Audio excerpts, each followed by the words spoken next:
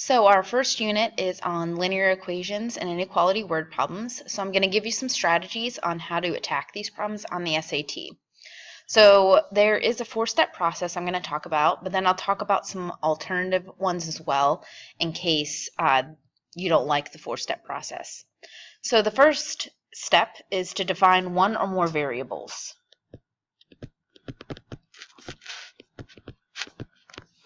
The second step is to then write an equation or an inequality, depending what the question is asking for. And then you want to solve that equation or inequality. And then last, you want to interpret the solution. So what that means is you're going to ask yourself, is the answer you got what the question is asking for? So that you're not tricked into thinking, oh, I got an answer that is one of the answer choices, but really it's not what it's asking for. Now, you could also use some other strategies. One is that you could work backwards and see which answer choice makes the most sense. The second, and I would suggest doing this for all the problems, is to highlight important information and cross out irrelevant information. The last strategy is you could draw a picture, especially if you're a visual person. So then I gave you a table, and this table can help you translate some of the words they use into math. So I'm not going to go through and read everything, but if it has these words, it doesn't necessarily always mean that it's going to make that math, but a lot of times it does. I do want to point out this last one. When it says x, n, etc., that's talking about variables. So if it says a number, it's probably talking about a variable or an unknown. So the first problem is just asking you to write out an equation so we can use some of the things from the table. On the left-hand side is a place for you to write any notes that you may have whenever you are listening to me go over this problem. So as I do this, I'm going to highlight some important information. So it says in 2014, County X has 783 miles of paved road. So 783 miles of paved road is important information. Starting in 2015, the county has been increasing. Increasing is one of those key words in your table. Roads by 8 miles every year.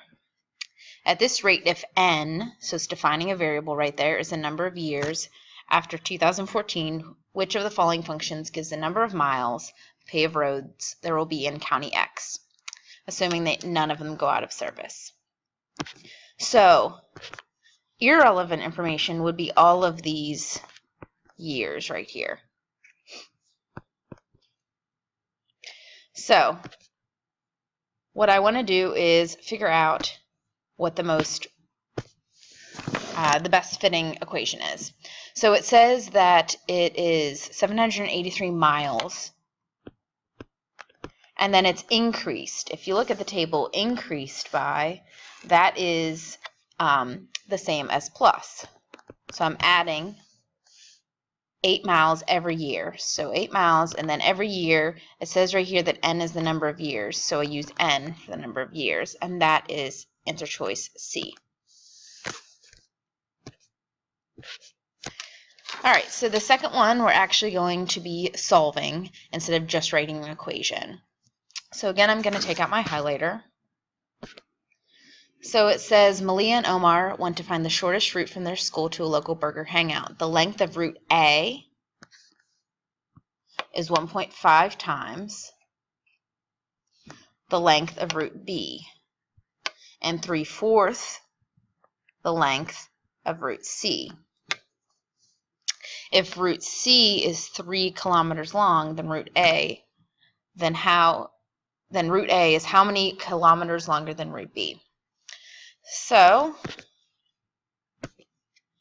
I'm going to show you two strategies that you could use to solve this problem. There are other ways that you could do it as well, but these are the two that I saw right away. So hopefully you connect with one of them.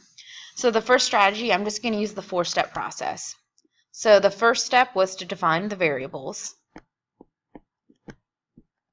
So the unknowns in this situation are the 3 root lengths. So A, B, and C.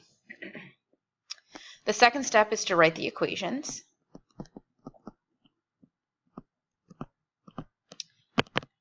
So it says that the length of root A is, so root A and is in your table is another word for equals, 1.5 times, which is multiplication, the length of B, so 1.5b, and 3/4 the length of root C. So A is also 3/4 the length of C.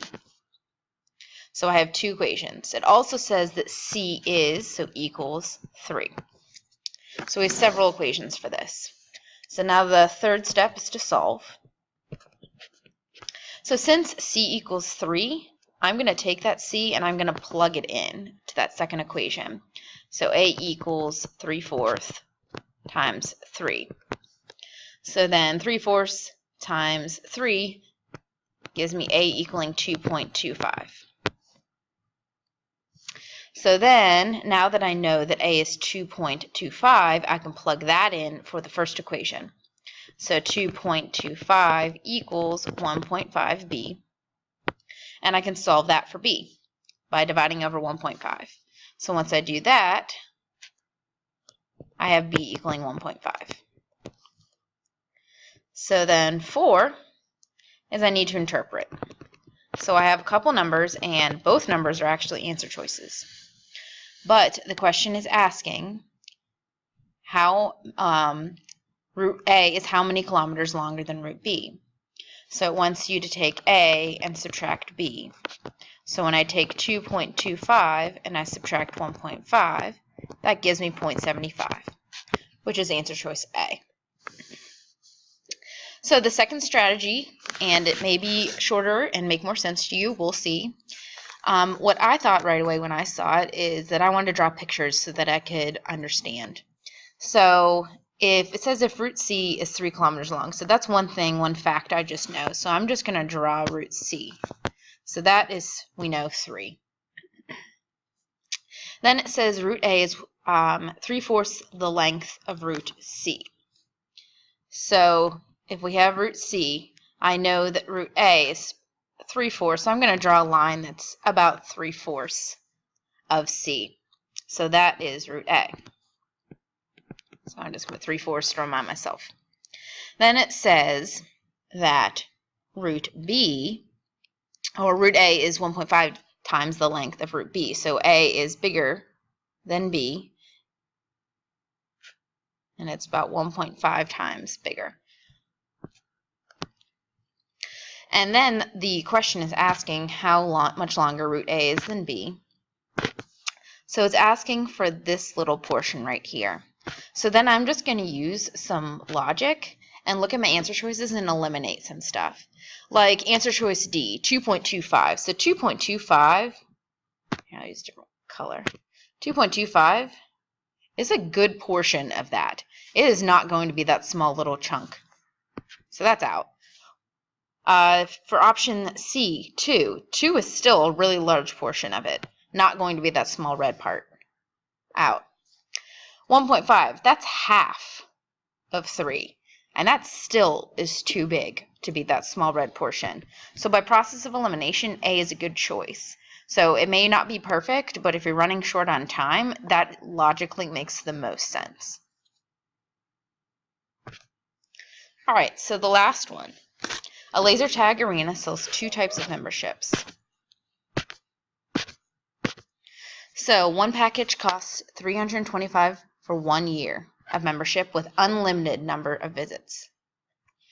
The second package has a $125 enrollment fee that has 5 free visits and costs $8 per visit after the first 5. And wants to know how many visits would a person need to use for each type of membership to cost the same amount for a 1-year period. So, again, I'm going to show you 2 strategies. So the first strategy, I'm again going to use the 4-step process. So the first is to find the variables. So this is asking for the number of visits. So I'm going to use V for visits.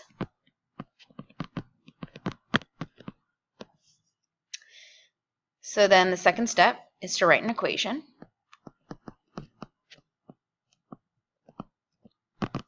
So I want to know how many visits would cost the same amount. So I want to know, basically, with the first package costing $325, I want to know how long it would take that second package to equal $325. So $325 equals, so the second package is $125, and then an additional, so I'm adding $8 per visit after the first 5. So it's not just going to be 8 times V, because then that's not counting in that those first 5 are free. So I have to take the amount of visits and subtract 5 from them, since those are free. So then, third, I have to solve. So how I would solve this is I would distribute that 8 out to the parentheses. So I would have 325 equals 125 plus 8V minus 40. Then what I could do is I could combine together those two like terms. So I would have 325 equaling 85 plus 8V. Then I would subtract over that 85. So I have 240 equals 8V. And then divide over 8. So V would equal 30. And the last thing I need to interpret, make sure that that's actually what the question is asking. So the question is asking how many visits, and I solved for V, which was 4 visits. So yes, 30 would be my answer. So here is my second strategy. So the second strategy, what I thought of is I initially just wanted to work backwards. I wanted to see, okay, if there are 40 visits, how much money would that be if I was going with the second package? However, if you remember from the first video, that it's always wise to start with one of the middle numbers so that you either know whether to go up or down in your next plugin. So I'm going to start with option B, 25, instead of A or D, so that I can know if I need to either go down to 20 or up to 30. So for the second package, I know that that's always going to be $125 initially. And then it's going to be $8 for each visit, not including the first 5. So basically, I'm going to take that answer choice 25, and I subtract 5 from it. So really, it's 8 times 20 visits, since those 5 are free. So if I just plug that right into my calculator or use mental math, which I advise, you would get $285. So not quite. It's a little lower. So B is out, and now I'm going to go up to C instead of going out. So I know A is out too. So now let me try plugging in for 30 visits. So 125 plus 8 times, and I got to subtract the 5 free visits from the 30, so times 25. So plug in your calculator or use mental math, and that would get me 325, which is what I wanted. So I think that's a little quicker. I don't know if you do, but hopefully you connected with one of those strategies.